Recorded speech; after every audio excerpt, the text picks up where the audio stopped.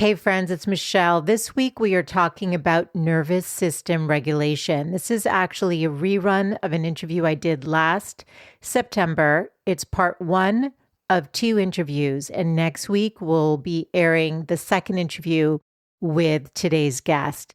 It is such a fascinating conversation, and I think understanding the significance and importance of nervous system regulation and how to do that and why it matters is really key to your healing emotionally, physically, mentally, spiritually. So enjoy today's conversation, and I'll be back with part two next week. Here we go.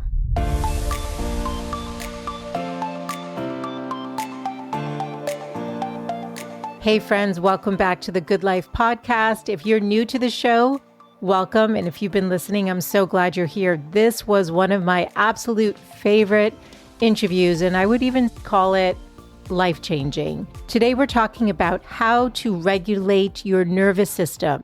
So if you deal with depression, anxiety, chronic fatigue, autoimmune disease, food sensitivities, chronic pain, then this conversation really is for you, and I hope you'll share it with your friends.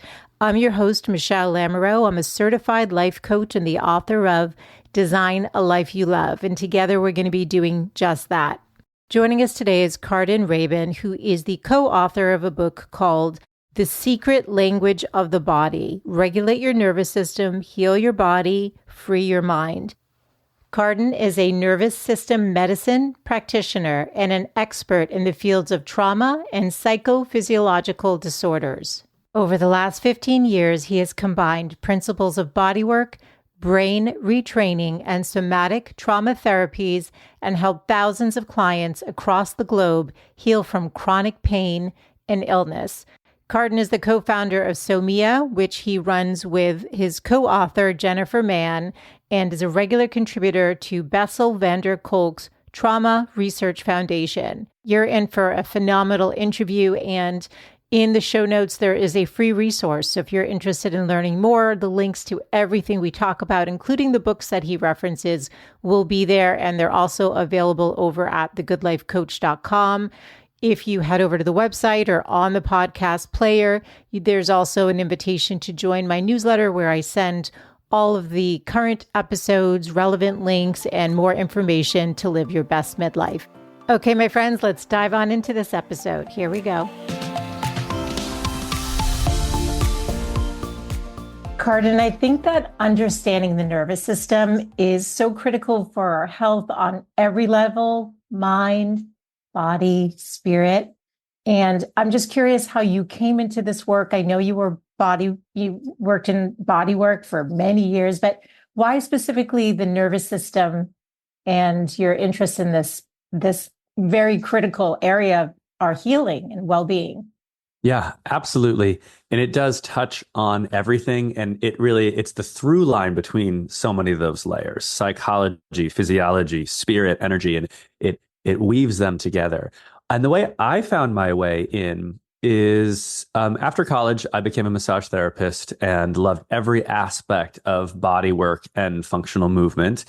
And I used to say that I worshipped at the throne of anatomy and function. If I could just get all of the body to be aligned, quote unquote, the way it's supposed to be, and if I could get it to move exactly how it was designed to move, then all the problems would go away. Yeah. Now, sometimes that worked, Okay. but sometimes it didn't. Okay. Right? Yeah. And I'm also, although I like to say I'm a scientist that believes in magic, which means I'm very grounded in science, but I'm not closed-minded. Like I love things that I don't understand as much as that I do. But the scientist in me, the empiricist in me, the one who's obsessed with identifying the fundamentals, the physics of how systems, including humans, work, was pissed. Like, why did doing all the quote unquote right things with this body get this person out of low back pain, but doing the same thing with this body didn't get them out of low back pain? And moreover, my own low back pain was getting worse year after year after year. My low back pain started in my early 20s. My mom, one could say that she died of chronic low back pain because she abused opioids to treat it. And she died from an opioid overdose or opioid abuse, long-term prescribed opioid abuse, when I was just 21 years old. Sorry. And so here I am. I've tried to take a completely different track. I'm healthy. I do body work. I'm fit. I got with Pilates. I have a core and a powerhouse that can turn coal into diamonds, right? But I'm still in pain. WTF, right? And when I was in the worst bout of my pain, 4, 5, 6 months of just unrelenting agony, low back pain, iliotibial band syndrome, lightning storms of shocking electrical style pain in my groin and down my calves. I mean, really, really bad, Michelle. And nothing I was doing was working. Powerhouse, movement, massage, osteopathy, chiropractic, Chinese medicine, just progressively worse. I found at my friend's home on the bookshelf a book the thickness of my pinky that was John Sarno's Healing Back Pain, which you may have heard of some of Sarno's work. And that book was the first book ever that I was introduced to the idea that personality type and emotions could play a pivotal role in the brain creating pain in the body. I'd never been introduced to that concept before. And besides the fact that his book and his kind of description of my personality type and the potential emotional repression I was experiencing, it fit like a glove. And within a week of reading his book, I had the most significant improvement in my chronic pain that I'd had in 10 years. Wow. It was astounding. Wow. And you know, although some folks might have dismissed it to the placebo effect, which, by the way, I don't care. I, as a form of medicine, believe that we should be honing the placebo effect to heal ourselves, because that's how the mind and body work. We'll get to that later. All right. Yes. Yeah.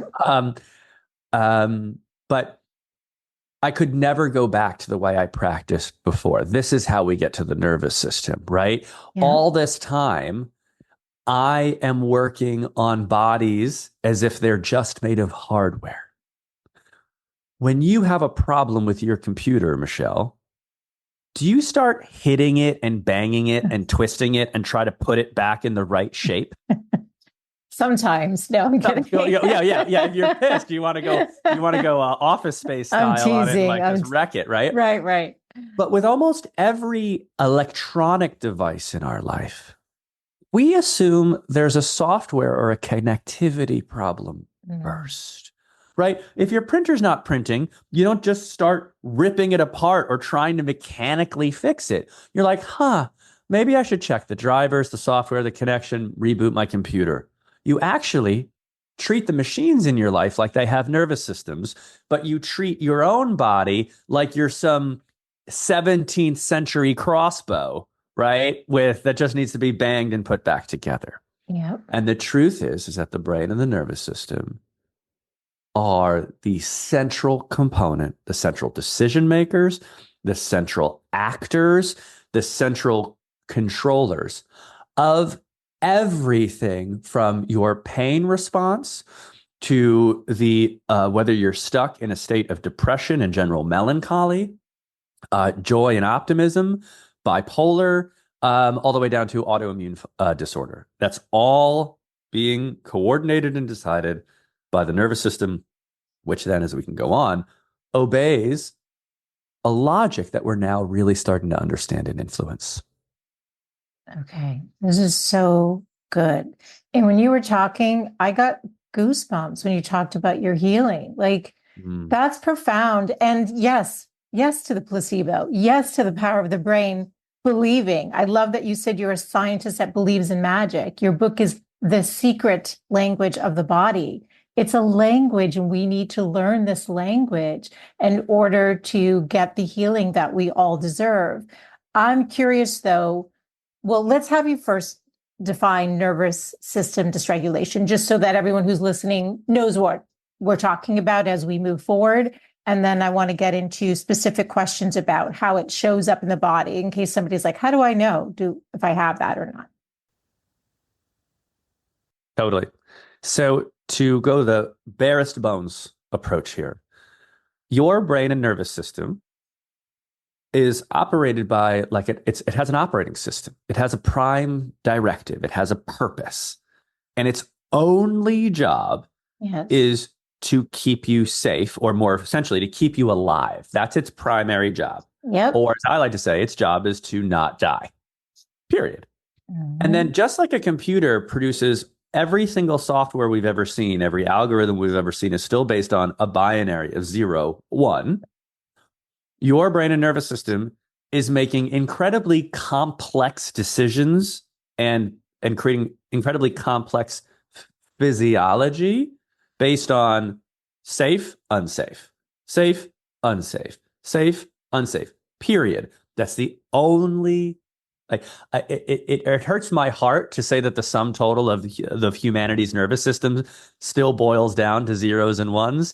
But it's safe and unsafe. All the amazing art we've had in history, all the innovation, all the love, and all the pain is still based on a system determining safe, unsafe, good, bad, yes, no, ouch, ooh. That's it. And nervous system dysregulation is many things, but it's essentially when your brain and your nervous system and the operating system that's supposed to keep you alive is primarily in a state of survival. It's perceiving the environment, the world, yourself, your own thoughts, your experiences, you name it. Many more things than should are getting the label as dangerous, right? And then it's mounting a threat response.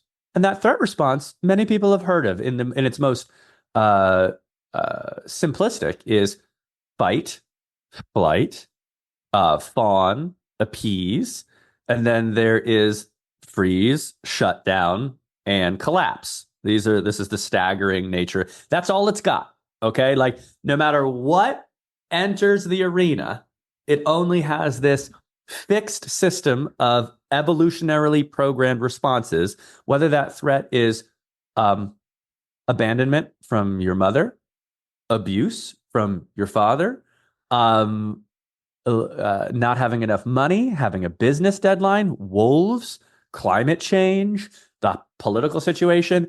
All of that is get interpreted as a 0, 0 or 1, safe or unsafe. And if it is deemed as unsafe, even if it's just someone giving you like bad news about something that that happened to your friend's family, that hits you as, ooh, not good. Then I'm going to emote with some maybe sadness or grief, or maybe I'm actually going to get a little anxious because all of a sudden I'm a little afraid what's going to go on with my family. And this cascade of mind and body physiological responses happen. And so the state of nervous system dysregulation is a predominant state of your body and your brain and body saying, things are dangerous. I'm going to be continually, to one degree or another, mount a survival stress response, as opposed to being in a state of essentially ease, safety, equilibrium, parasympathetic. When I do get a little activated, I come back down to baseline. When I get a little sad, I come back up to baseline. That's regulation, the capacity to go up and down and return to baseline, where you're essentially generally at ease and resilient and capable, versus dysregulation.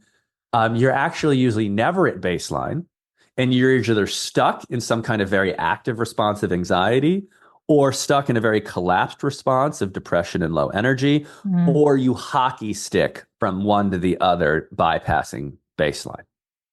Okay. That's nervous system dysregulation. And for you, it showed up as back pain?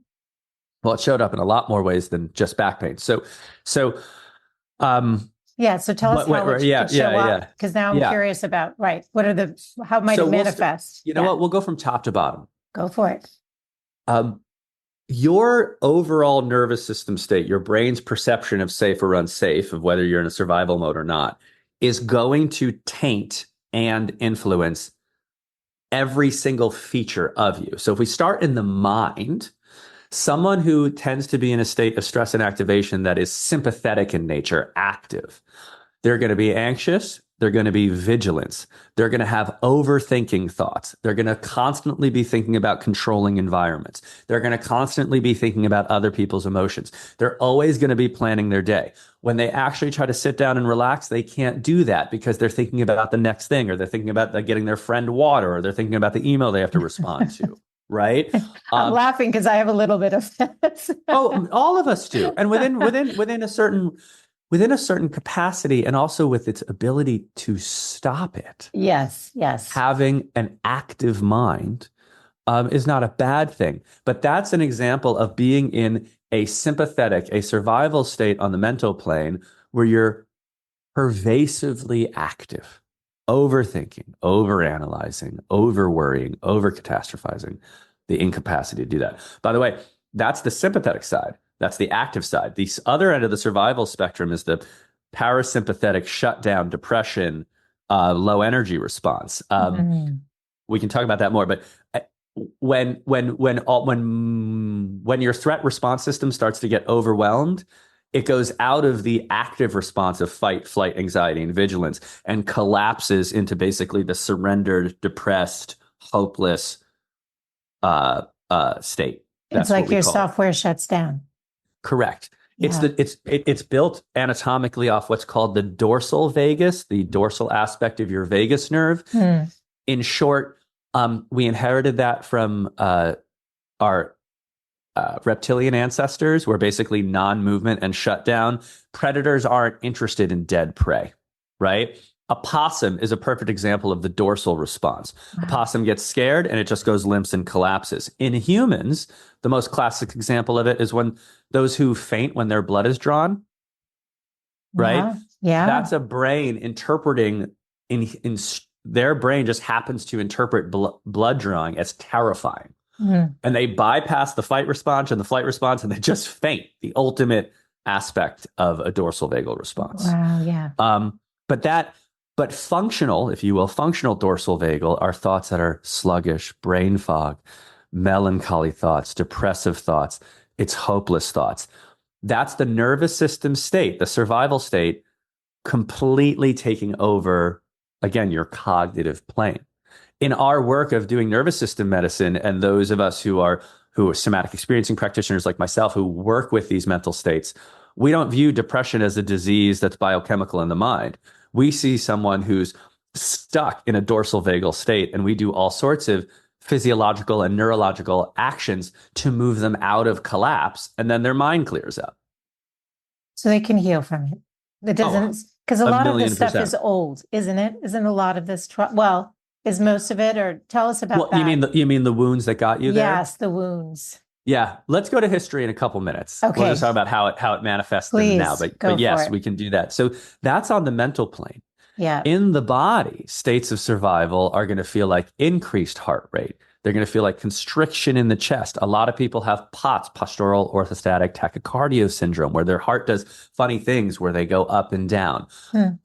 Most tension held in the body, almost all forms of chronic tension, are forms of some kind of survival response being immobilized or inhibited in the body.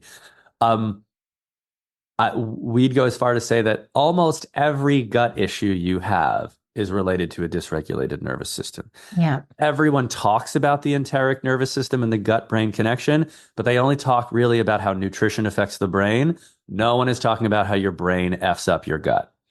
And you need to work on your brain and your nervous system, especially for diet and nutrition resistant gut issues. I could go on and on. As for pain's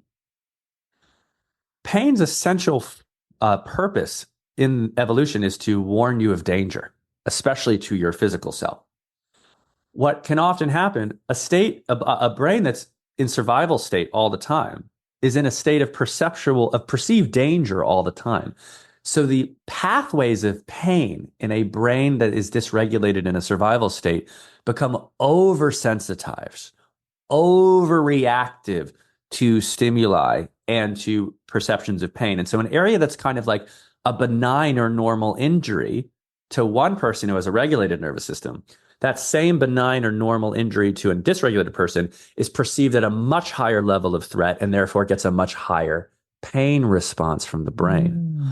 Moreover, if you have trauma from when you were a kid and you have a lot of repressed emotions that your brain deems as scary and dangerous, it will label those emotions with pain so that you feel pain instead of the emotions. Oh, wow.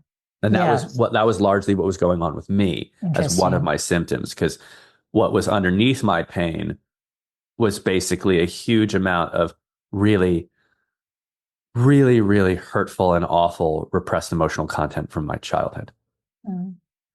I think everyone experiences some level of it, right? And so as we get older, we may not realize that these wounds existed or what happened. And I'll actually share a story I've never shared publicly. I think very few people know this, but when I was about 8 years old, I was in my parents' home in the driveway on my little yellow bike by myself. I don't know where my brothers were that day. And a station wagon came slowly in front of the house. 2 men, one in the front seat, a man in the back seat gets out. And he says, "Hey, little girl, come over here." And so I dropped my bike. This might make me emotional because I haven't really talked about it. Ran upstairs, hoped that they didn't follow me into the garage. Go to the front window. I watched them drive down our dead-end street and back out. Totally forgot about that experience. Came up once in therapy. I'm like, I think I dreamt that. I'm not sure, but there's this memory. So fast forward, I'm probably 40. My daughter's maybe 2, holding her, leaving my parents' house. It's nighttime. With my husband, we're walking down the stairs. The station wagon pulls up. This is our new neighbor. Didn't know that. My body all of a sudden went into freeze mode. Like I was just like, I said to my husband, "Don't move." I mean, I was in complete, like, I just went right back. I was like, oh my God, we're in danger. I got to protect my baby. Wow. And so I started to realize, I'm like, oh my gosh, when I walk and I'm out and there's I'm hyper vigilant. I still do this. I still do this. And so I'm just sharing the story because I think, it's not showing up as pain. It doesn't happen all the time. I'm mostly relaxed. But in certain situations, my brain just shuts, like it just freezes. Boom, bam. It just, exactly. It just freezes, like completely competent, functional woman, then kapow, right? Kapow. We have a statement in the book, which is that your nervous system remembers things that you do not. Correct. Now, you actually have some explicit narrative memory of this. You know when it happened. And also, fear is an extraordinary teacher. So again, that brain, that nervous system, its prime directive, don't die. I got to keep you alive. 0s and 1s, safe, unsafe, right? Yeah. When it learns a lesson, especially young, with a huge amount of terror and adrenaline. And I didn't tell anybody because I just didn't, I guess I wanted to forget immediately. I don't know. Yeah, which is also part of one of the ways the body and mind, the brain protects us, right? Yeah. That was awful. I'm going to disassociate from that. Right. Maybe it wasn't real. I dreamt that. No, I didn't dream it. Yeah. And in this instance, right, I'm not going to call like how it's affecting you present. I'm not going to call it benign, right? But it happens in some rare instances where our brain is a pattern recognition and habit repetition machine. It saw enough ingredients of the pattern of that terrifying moment when you were a child that this wonderful, beautiful, evolved system that keeps you alive said, this is terrifying and dangerous. And its response when you were a child was actually adaptive. You ran away. All right. Yeah. By the way, another child might have accidentally gone into the fawn response, thinking that its best sense of safety would be to appease and go into the danger. Oh gosh, yeah. Okay. Yeah. And now as an adult, you froze, right? You kind of that's also not particularly functional, right? Fortunately, you were with, your partner and things like that. And then also the neighbor was like, hey, I'm like, oh, hi. It was like, shake it right out of it. Yeah, shook me right out of it. And I could be a normal human being again. But yeah. And people with a lot of trauma, attachment injuries, and chronic stress in their life from the past are their lives are being dominated by those kinds of experiences you just described, moment to moment, in various ways every day. They are responding with threat responses that were what we could say were adaptive in the past to everything that comes at them as an adult now. And they wonder why they can't feel like themselves. They wonder why they can never relax. They wonder why they're always tight. They wonder why they're always anxious. They wonder why they're always depressed. It's interesting. Now that we have this new language, we found this abstraction called the nervous system. Whereas before, all these things we're talking about when they were, we've had this awful taboo in this country around mental health and psychology forever. But the nervous system, people are like, wait, that makes sense. I get this. And also, this isn't me or some flaw to my personality or character or will or mind. It's that I have this freaking nervous system in me that has a job. And it's trying to do that job. And sometimes it got really poor programming from a bunch of crappy experiences, and it's still running amok. And whoa, I could do this work called nervous system regulation, where I start to become aware of the secret language of the body, become aware of the signatures and the signs in mind and body that I'm stuck in survival mode. Yes. And that the reason why I don't feel like myself ever, or only for brief periods of time, is because I'm so frequently stuck in this mode, and that I could do these various techniques, which coach my brain and nervous system back into safety and ease and empowerment. And without much work, I'm like, whoa, I feel that's so much better. It's giving people a way in like never before. It's so powerful. I mean, I love this conversation, and we've covered it a little bit on the show, but I love the tools that you give in the book. There's so many, and it's so accessible. And I think anything that gives someone a sense of hope that there's a different way and a different path forward, that in itself is like encouraging. And then it gives you actually obviously give the tools. But let's just stay on something that you talked about too. So mental health issues are skyrocketing, anxiety, what's the latest gen? I think Gen Z now, they're known as like the anxious generation. There's, struggling with anxiety. So you talked about symptoms showing up. It can be pain. It can be depression. It can be anxiety. It can even be autoimmune conditions. Totally. Right. And you even mentioned food sensitivities. I have a ton of food sensitivities. I don't know what the connection is there. But Michelle, I'm bringing it to you right now. So yeah. Go for it. I can handle it. Let's look at food sensitivities from a nervous system lens for a moment. Okay. So, safe, unsafe, safe, unsafe.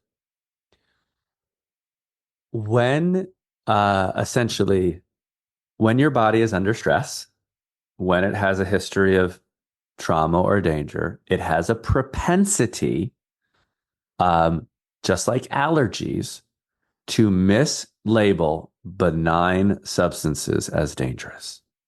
Okay, I'm going to give you one more clue to this puzzle, though. A year after that incident, I got put in a back brace for 6 years for scoliosis and could not take a full breath 23 hours of the day for 6 years. The back brace came off and the food allergies came. Oral allergy syndrome. Immediately, like within a month, I couldn't eat an apple anymore. So that's awful and fascinating. Yes, it is. I find it both too. All right. Yes. Bodies and brains are weird. So we'd have to do a bunch of work together to see exactly what needs to be uncoupled, if you will. Yeah. But the way our posture is shaped is a huge determinant of the way all the rest of our physiology will or won't work, right? I loved the interview you did with James Nestor, right? Yeah, did you listen to that? I did. Oh, Yeah. that's nice. Yeah, he's lovely. Yeah. He's lovely. He's made such a Oh, contribution to the his work is well-being of humanity. fascinating. All Yes. right. Yes. So you already know that if we're going to be dysregulating the breath, we're going to be having all sorts of negative impacts on the body. But the other thing is that the body learns that even if it's unsafe, what it's used to is what it prefers. So, Oh, that's classic fascinating. example is like a lot of people who were in abusive households end up being with abusive spouses because we have this very unfortunate proclivity for familiarity. Mm. All Safe, right. unsafe. Yeah. What Safe, it unsafe. perceives. Yeah. That's Yeah. so fascinating, Karden. So, needless to say, what happened to you both with that traumatic incident with the kid, with the abductees? Thank God you're okay. Thank you. Then having basically yourself immobilized, which is very disorienting and very, very undermining to your threat response system. Because if you can't move very well, you're not surviving very easily. All right. Yeah.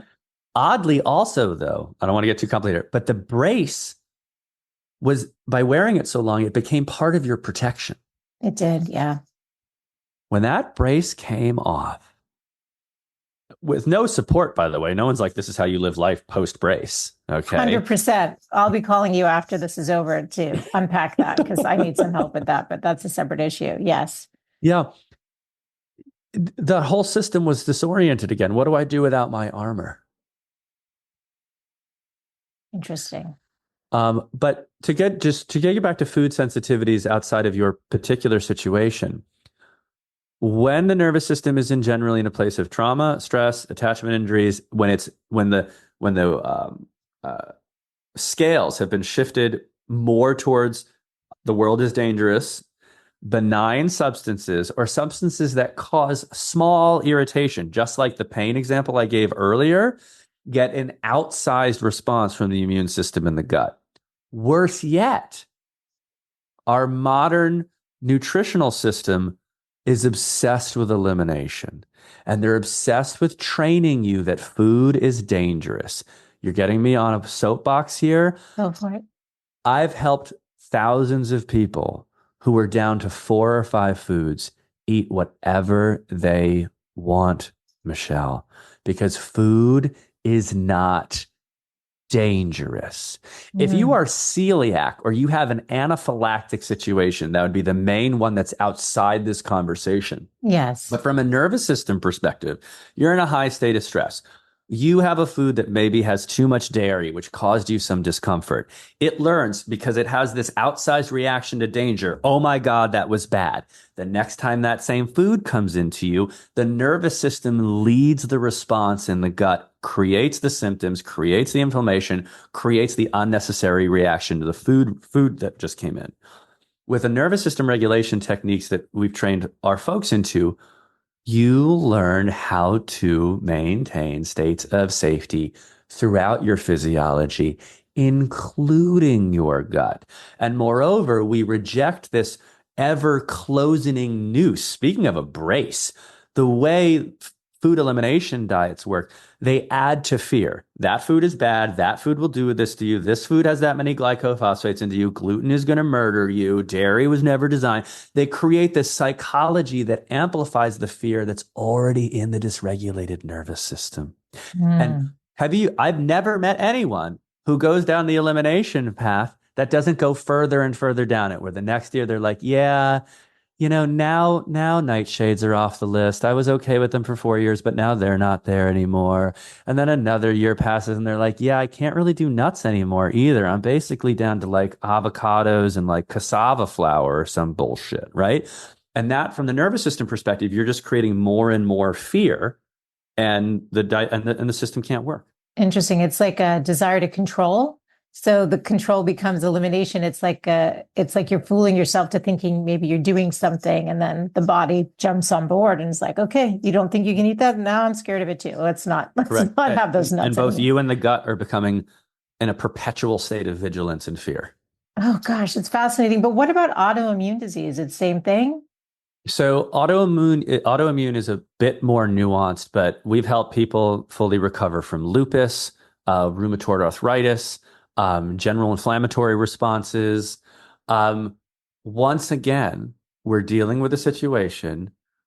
This is definitely rooted in dysregulation and often a huge amount of emotional repression. But even Bessel van der Kolk writes in his book that folks with trauma, the amount of autoimmune cells in their body are substantially higher than those without childhood trauma. Mm. Again, we're in a protective response. What is the immune system's job? To protect you and fight off invaders. Yeah. If it's in a constant war footing, its propensity to attack itself increases mightily. Okay. I love the work of Bessel van der Kolk. I had done some internal family systems therapy in my 20s, and the therapist was like, oh, you should read this book because of my back and everything. I don't know. I thought I didn't actually ever finish it though. It's intense. Bessel's book is intense. Yeah, I was like, oh my God, this is fascinating. I need to like really be able to focus. And then like I would pick it up but yours is, and I know, is he a mentor to you? Yeah. This is phenomenal. Yeah. So that your book sort of picks up with like the tools in a way that's exactly. Bessel's book is groundbreaking. It was beautiful. And it is still one of the best-selling books. Correct. Yeah. Imagine a book on trauma more than 10 years after it's written, still on the bestsellers list. Totally. And he does provide evidence-based work that can help people recover from trauma. But in so many ways, they still require finding a practitioner, et cetera. And Jen and I, our goal was like, you've read The Body Keeps the Score, and you're kind of like, now what? Well, the secret language of the body is meant to walk you through now what, step by step, practice by practice, self-healing capacity after self-healing capacity. Right. And also his book helped us realize the body is listening and paying attention and is carrying all this wisdom. And as you write in your book, like a lot of these things is the pain, and it's a gift if you pay attention to it, because it's the key to get you better again. And it's asking for you. It's asking for your care. Correct. That back pain that I had. Yeah.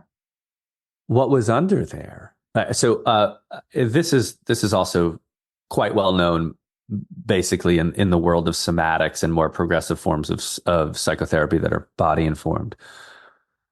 We create significant psychological and physical defenses against our own emotional pain.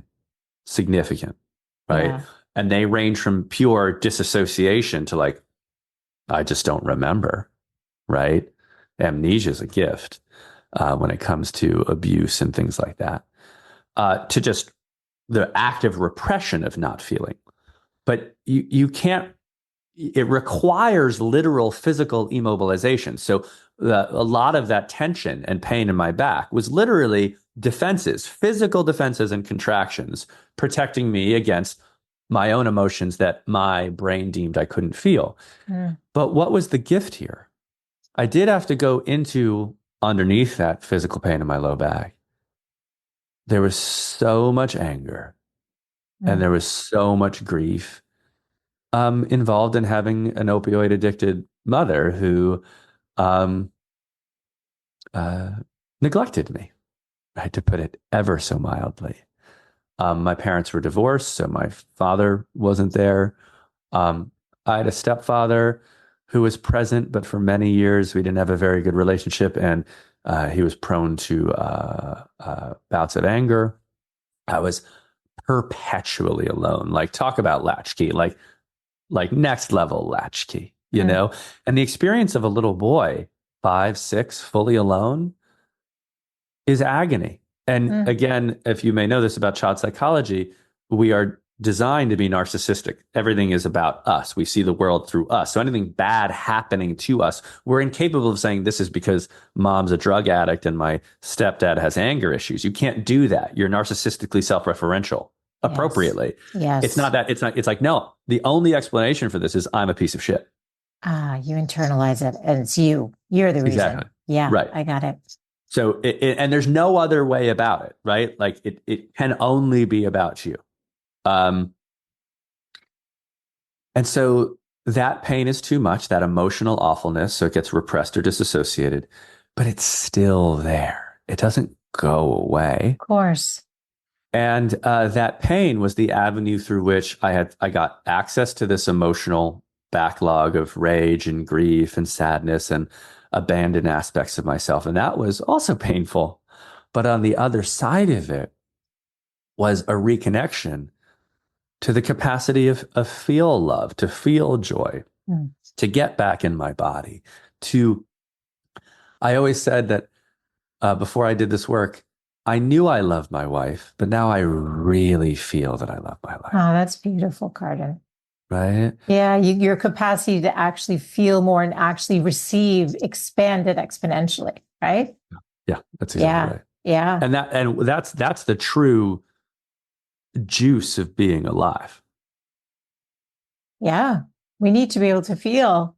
And everything is scary, but our younger minds, like you said, they want to protect us. Is it in the amygdala that it's processing? Is that what I read? I don't want to say this wrong word. No, it's the amygdala is the danger center, but it's a whole brain body experience. It is a whole brain body. It's a whole brain body experience, and you wouldn't even be able to reference those centers in the brain. Like we reference that on MRI, we see where it's happening, but your experience of it is physical. Like you know what I mean? Like that freeze response you had, that feeling of terror. Yeah, we know that your PFC, your prefrontal cortex, goes offline, and your amygdala and some other parts of your hypothalamus turn on, et cetera, et cetera. That's all interesting. But what matters, and the reason why I wrote a book about the language of the body, is that the way you access it, it's not intellectually through where it is in your brain, but where you feel it in your body. Yeah. And I think, did you read, I think on an Instagram post that you're essentially like, your body was there just to carry your brain around, your head around. And I think a lot of us walk around like that because the emotions feel too scary because of whatever prior wounds or experiences that we are afraid to look at. And maybe we've totally pushed them aside, or we've forgotten them on purpose. We've repressed them. And so help us understand the path forward then. I mean, there's so many tools in the book, but let's say somebody's listening, they either have autoimmune, they've got anxiety, they've got depression, maybe they have food sensitivities, and they didn't even realize these could be signs of nervous system dysregulation.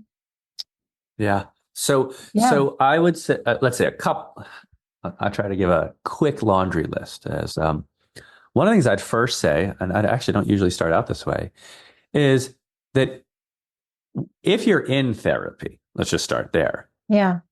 Find a therapist who knows about nervous system regulation and involves the body. If you're just doing talk therapy, good news is that so many psychologists are catching up now. Like they just can't resist the wave. You know, in this instance, social media has accelerated the dissemination of these ideas decades faster than they would have done if they were just in the conventional system. Yeah. But also, I was at the Trauma Research Foundation conference in Boston in May. And do you know that not a single psychology program in the United States requires a course on trauma? No, I did not know that. That's you can't even believe what just came out of my mouth, I just right? cannot even believe not it. a single one. And then it's under 30% have electives on it.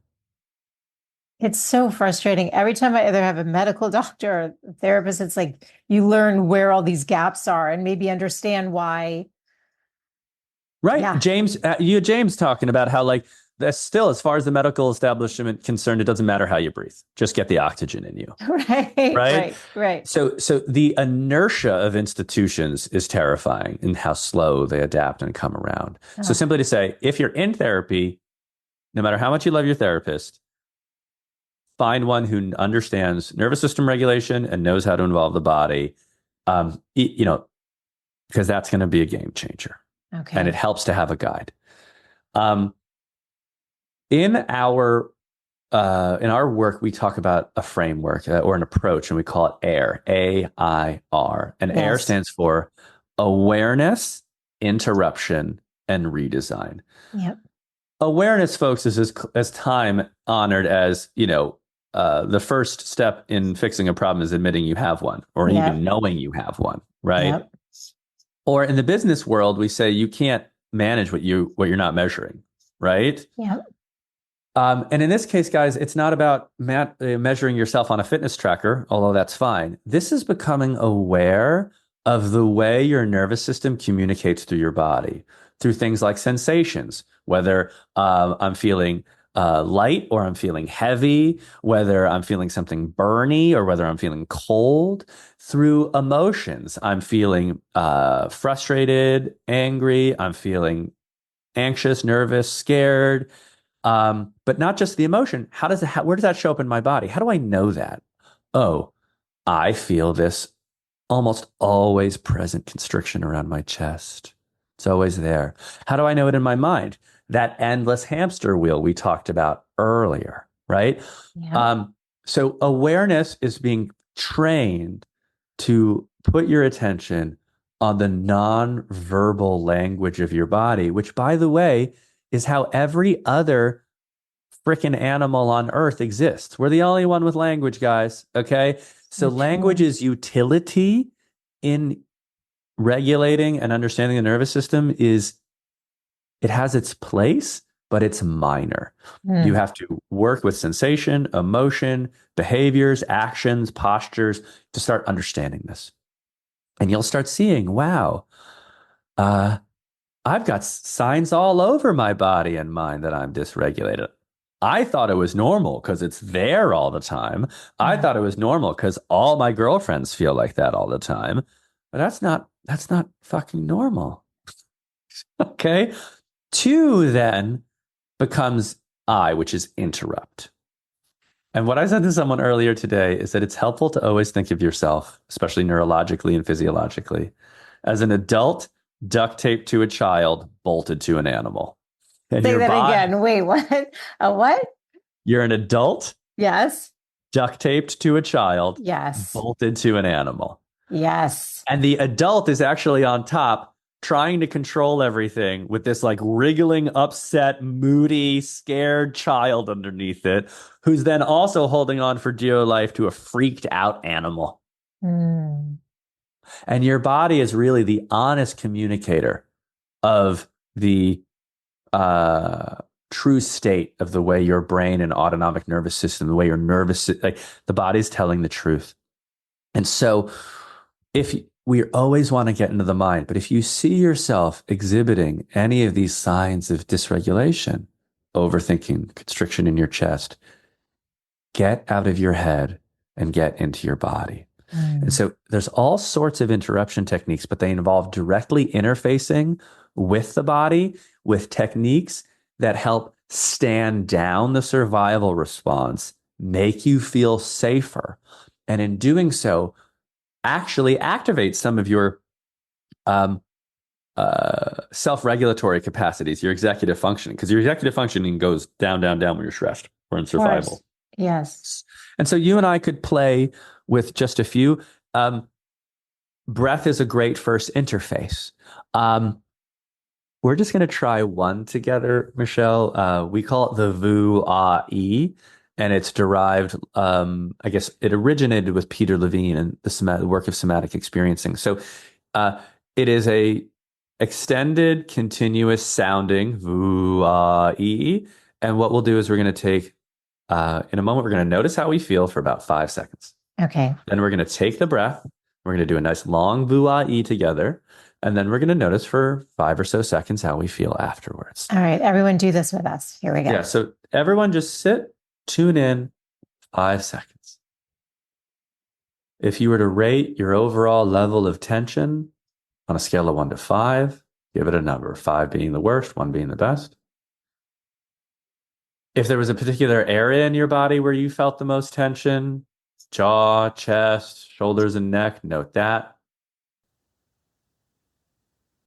And notice the busyness or quality of your thoughts.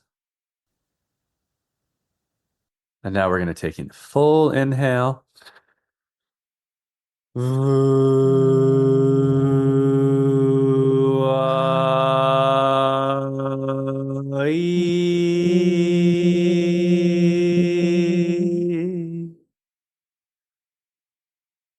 And then just notice, what is the impact of that one action?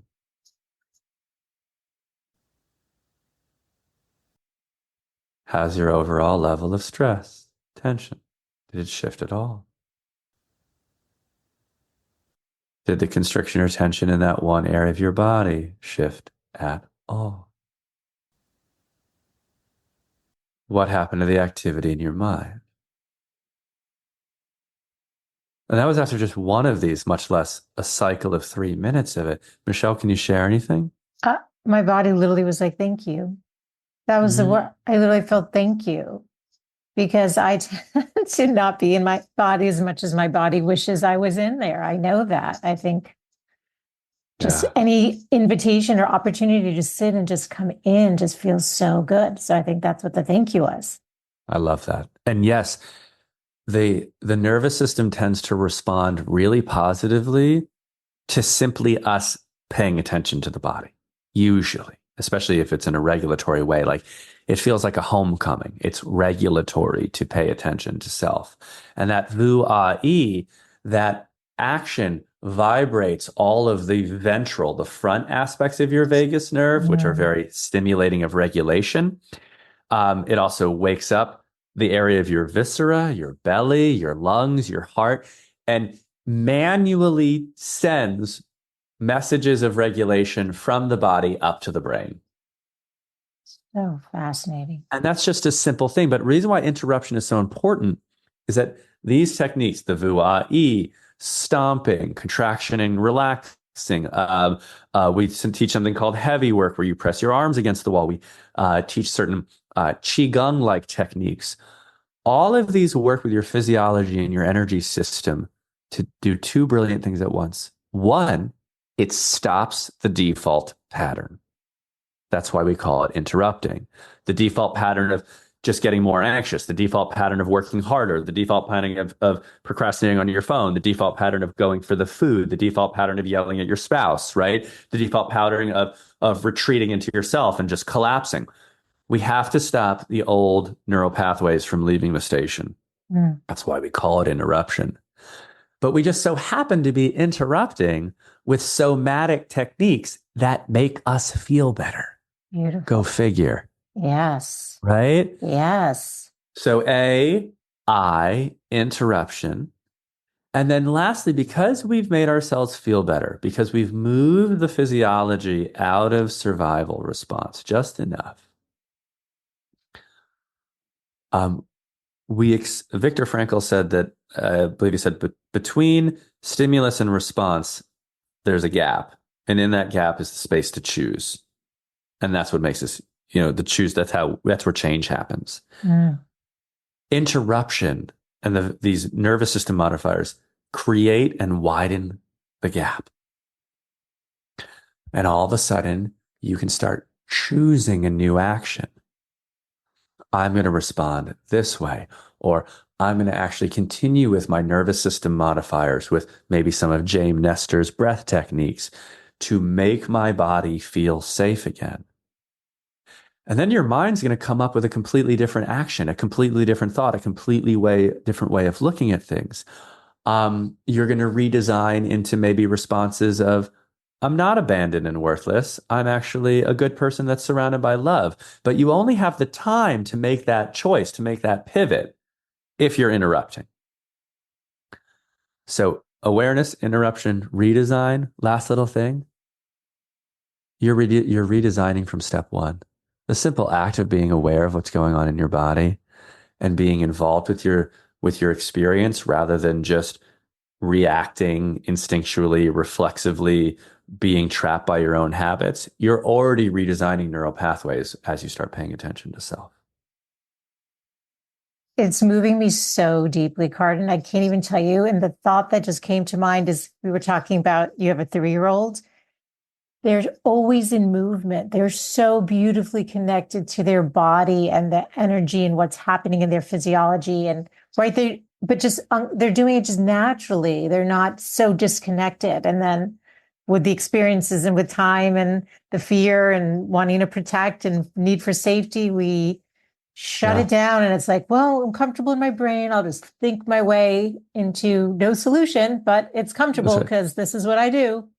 I say that people, because their pain, because their body ends up experiencing so much pain. And when I Yeah. say that, I mean pain in the most literal and metaphysical way, right? Physical pain, emotional pain, psychological pain, pain like the way the Buddha talks about it, right? The body Yes. experiences so much pain that we very sensibly retreat into the attic of our minds and we live there. That's why I knew I loved my wife but didn't feel it. We retreat into the attic. Not only that, we then kick the ladder that got us up there. We kick it over and burn it. And then we close the trap door to the attic. And then we do it so well, we forget that there's a house. And Michelle, one other thing I wanted to say is so many parents, so many adults ask me, how do I use these with how do I use this stuff with my children? Children are not supposed to be taught nervous system regulation through exercises. They are supposed to be taught nervous system regulation through you embodying it and modeling it in real time in every moment. Now, I don't Yes. say that as a burden. I say that's just the fucking reality. They are mirroring, modeling, and learning implicitly, explicitly, unconsciously, consciously, somatically, and intellectually every second, whether you are meaning to or not. And this doesn't mean we have to be perfect. By the way, attachment theory has taught us that if we're not going to get into that now, but that the most resilient children are not raised in perfect attachment. It's the rule of three: 1/3 connection, 1/3 rupture, 1/3 repair. That process of rupture leading to repair of a nervous system knowing that bad things can happen in relations and then they come back in a loving and connected way. That is what creates incredibly resilient, capable, functional people. Children that are raised in a house with too much rupture are effed up, and children that are raised in a house with no rupture, like those people that are raised by two psychologist parents, those kids are really effed up because the parents didn't allow for rupture and repair. They were just kind of perfect. So anyway, if you're a parent listening, do not think about how I can teach this to my kids. Think about how you can really work on making your body a true home of regulation, of safety, of ease, of holding, of softness, of power, of resilience, of flexibility, of being able to go up and come back to baseline, of being able to go into sadness and come back up to baseline, to be able to get mad and then love and repair. That's your work. And then your kids are just going to have it. Karden, I cannot, there's so much we could go on for like another hour. There's so much here, but your book is so beautiful. The Secret Language of the Body, which is co-written with you work together, Jennifer Mann. Yep, my lovely business partner. She's my work wife, not my real wife. There you go, work wife. And, there's so much more to dig into and understand, but is there anything we didn't touch upon today that you want to leave the women listening with, Karden?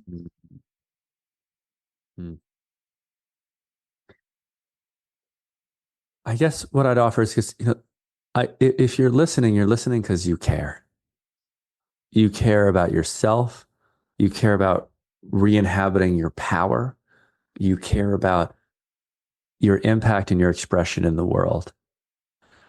And this work that Michelle and I have been talking about all day, this is a very male language, but it's a cheat code. It really is. This is a black box that's unexamined inside of you. Your nervous system is making decisions for you all the time. It is having those autonomic responses. It is recognizing patterns and deploying habits nonstop in this mostly unconscious way. And it's determining so much of your life. And it's often where everything else hasn't worked, guys, where mindset hasn't worked, where accountability hasn't worked, where trying new behaviors haven't worked. They are collapsing and not working because there are deeper wounds and scars, deeper things that your brain and body and nervous system are protecting you from. And when you do this work, you bring that to light. And under and in the presence of that light, especially if you're doing it with love and support from others, from a therapist, from a really compassionate way inside of you, those fears that have been running things for decades get integrated, metabolized, resolved. And moreover, you regain that power because fear takes your energy. Your body needs to deploy a lot of energy to keep fear in place and to defend you against it. So much of your chi, your prana, your life force is tied up in keeping that shit locked up. And when you don't have to do that anymore, it just comes back into you. And I wish everyone would do this work. I wish everyone would do this work. I'm going to do this work. I mean, that's why are we here? This is the healing is part of it, and the reintegration and the remembering of our soul. And we have to give it that chi, that energy, that prana, right? It needs our life force. But if it's bogged down in fear and old wounds, and gosh, let's heal that child. Let's bring her, right? You talked about the adult like heal this child and integrate it and let her feel free again, the way we came in. Right. And then she'll give you her childish energy back. Like that's the thing. I have a 6 and a 3-year-old. They are uninhibited dynamos, right? Yes. And imagine having that back.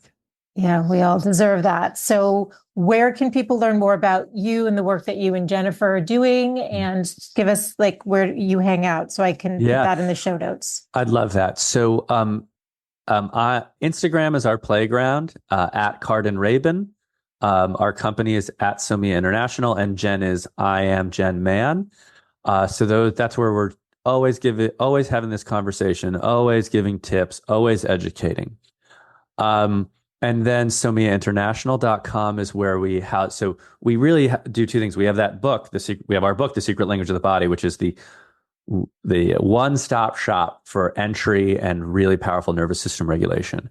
And then on our online platform, we have our flagship Heal program, which is the one designed for chronic illness, for chronic pain, for those food sensitives, for those gut issues. So if you're looking to recover from the chronic physical impacts and symptoms and disorders of nervous system regulation, that's what that's for. And then one other thing I'd love to offer you, Michelle, is we have something called the Nervous System Practice Pack. Okay. Which is 4 really beautiful somatic exercises, guided exercises that lead people into this awareness of the body, to some nervous system modifiers, interruption techniques, and it's free. And we can just put that in the show notes. And then we need to have another conversation, Michelle. I think there's going to be a part 2 for sure. And ladies, all of this information will be on literally your podcast player. So if you look down in there, those links that Karden just mentioned will all be there and easily accessible, or you can find them over at thegoodlifecoach.com. This is such an important conversation. Share it with every one of your friends. Nervous system regulation is the path forward for a beautiful, more peaceful planet too. I mean, gosh, if we're not all reacting and we're not in pain, we're getting healthier and more vibrant. I mean, this is where it's at. And Karden, you have such a beautiful heart. I've just loved being with you today. I've loved this connection. I appreciate the work that you're doing in the world, and I'm grateful to you. So thank you. Thank you, Michelle. I really mean that. Thank you. Thank you. Hey friend, I have one request before we sign off today. If you've gained any value from any of the interviews that you've tuned into, would you take just 1 minute and leave a 5-star rating and review over on Apple Podcasts? It's actually how more women can find the show, and I want to continue growing a community of women who are loving themselves and living full on. So thank you for all of your support, and I look forward to being back with you next week. Bye for now. This podcast is presented for entertainment and educational purposes only. Any information provided is not intended to be a substitute for medical, mental health, or other professional advice. Seek out your trusted healthcare provider or other qualified professional for all matters dealing with your health and well-being. Any opinions or information provided by a guest are their own and not those of Michelle Lamoureux or the company.